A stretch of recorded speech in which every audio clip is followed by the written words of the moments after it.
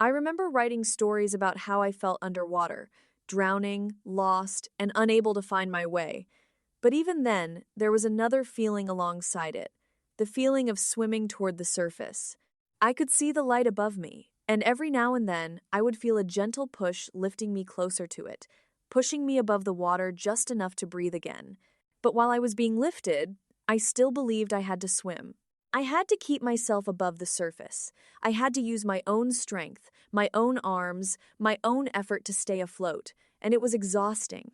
Somewhere deep inside, I always knew I wouldn't drown. But I believed that because God had lifted me above the water, my responsibility was to keep swimming. Because faith without works is dead, right? So I swam, and I swam. And eventually, I became tired. So tired that one day I stopped. And when I stopped swimming, fear came over me. I thought that if I wasn't fighting to stay above the water, I would drown all over again. And for a moment, I did begin to sink. But then I felt it again. That gentle push. The same hand that had lifted me before lifted me once more and brought me back to the surface. Only this time was different. This time I didn't have the strength to save myself. This time I had surrendered. I was exhausted from trying to do everything on my own. I had finally let go, and when I fell beneath the water, it felt less like drowning and more like baptism. In surrender, he lifted me again. He brought me above the surface once more. And this time, he showed me something I had never understood before. I didn't have to swim as hard as I thought I did. As my faith grew and my understanding of God deepened, something changed. Eventually, I found myself in a boat. I was safe. I was sheltered.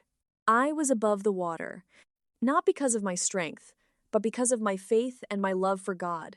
I no longer felt like I was drowning. I felt safe. I felt comforted. I felt rescued. But this chapter brought its own lesson.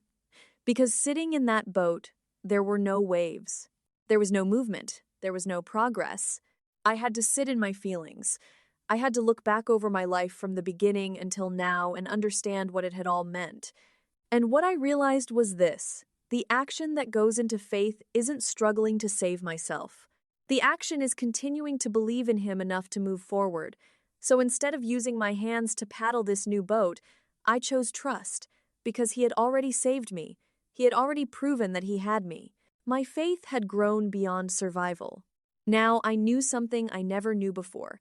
If I stepped off of this boat, my God and my faith would allow me to walk on the water I once drowned in. I would walk on the water that once pulled me down.